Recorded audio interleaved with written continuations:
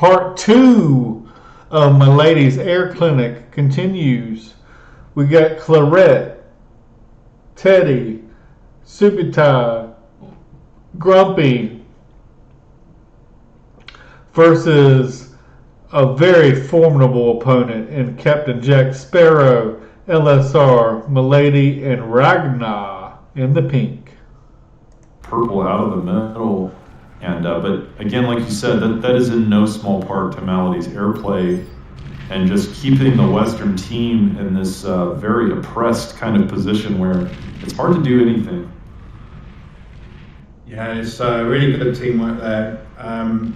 But let's not count out the West team. They've got Time is a Nightmare, got really nice territory now in the south side. A couple of metal spots there, not to be sniffed at. And potentially now in striking distance of Captain Jack Sparrow. They've got the T2 units, got the commander up front. This is a springboard potentially for an attack. Yeah. And I want to say this too, guys. Like these are all really good players, so I'm not going. But I want to say this again. That Ragnar, his metal income is 8. So basically, his teammates are giving him resources. And it looks like the other team is kind of doing a similar thing where Sabutai's mental income is 3. Knock on them, but Purple could have held mid better than he did. He didn't really build the right kind of defenses that he needed there. He was building a toaster, or T2 plasma cannon. That's not really what he needed to hold that. He should have built some Vipers, pop-up cannons, something better than what he built to stop the Hound and Maverick push. That could have been held, I think. But not to take anything away from Raghna, he did a good job too of pushing through there. But I think Purple could have held that. I think definitely that was a bit of a dropped ball there by the Western team.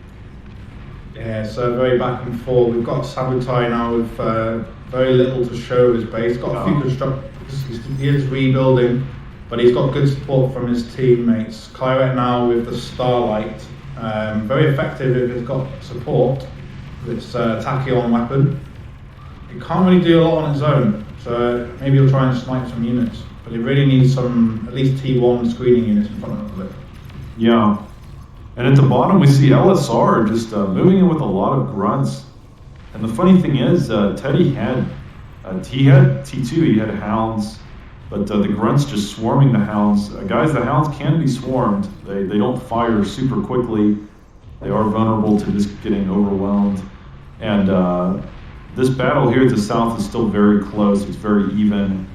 What I like about this play was the yellow player had all these grunts, and you saw the yellow player give them to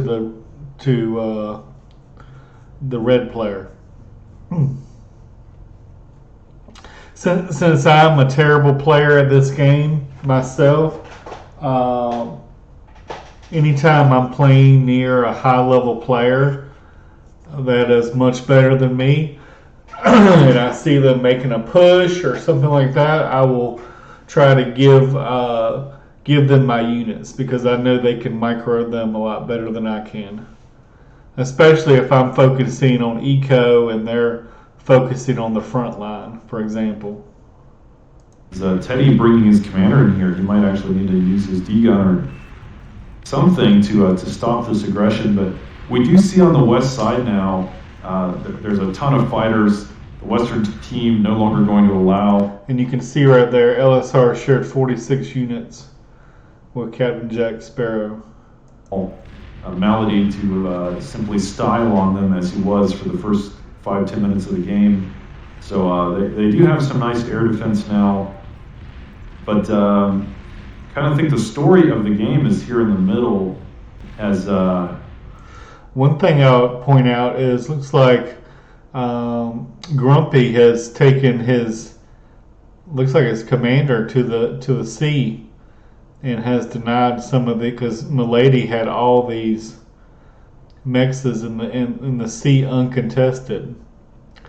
So now they're contesting some of them. It looks like the red team still has the mental advantage, 153 to it looks like 114. And looks like they're behind in energy slightly. So still pretty much even match. Anyone's game still. Raghna has pushed to the middle, and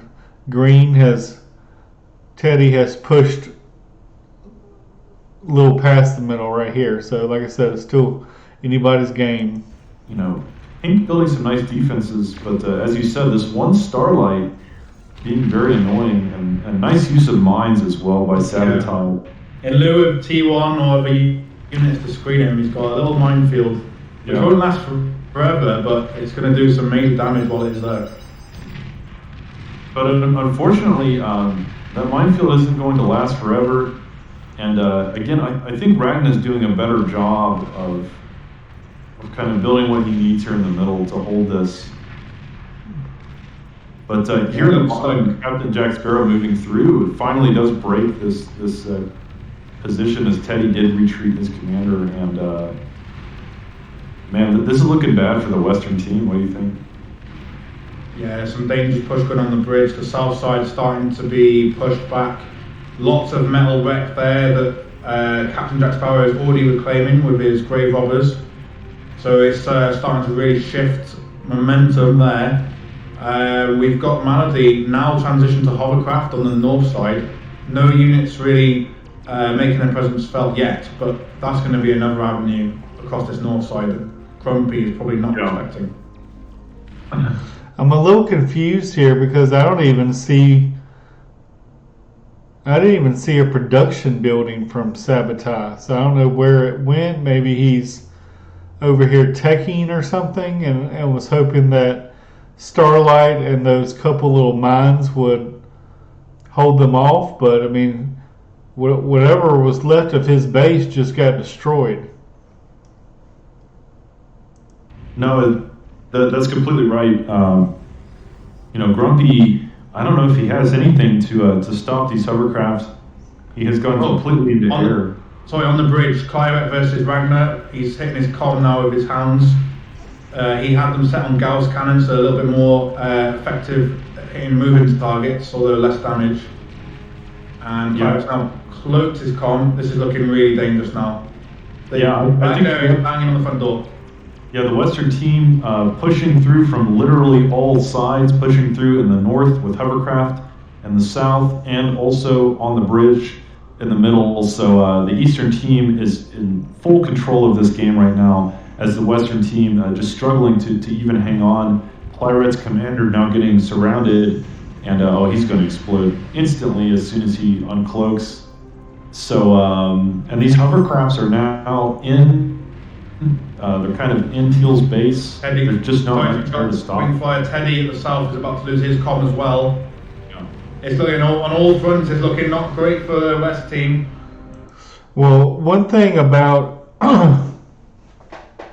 these 4-on-4s versus the 8-on-8s, people will sacrifice their common 8-on-8s to try to get, early middle or whatever. But if all 4 players, and it's very rare that all 8 commanders will go down to 8-on-8 game. Usually there's at least 1 or 2 that you don't really see that happening. But on a 4v4, keeping your commander alive is so much more important, because once all 4 commanders are dead, that's GG. Time Zone Nightmare are having a nightmare. No, it certainly is a nightmare. As this Eastern team has just been playing amazingly. Team Barcode, I believe it is, just really putting. And I think that's pretty much GG. I mean, Malady has hovercraft in the base.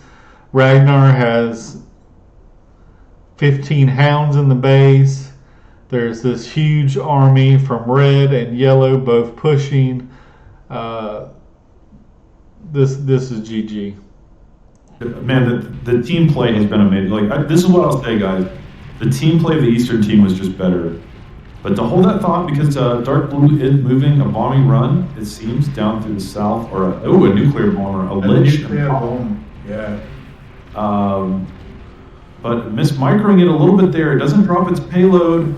It doesn't hit anything, and it's going to die before it even drops a single bomb. So there's the hero unit shredder. I'll just ping it. That one shredder was focusing on that atomic bomber and did all the damage. Yeah. And that stopped that.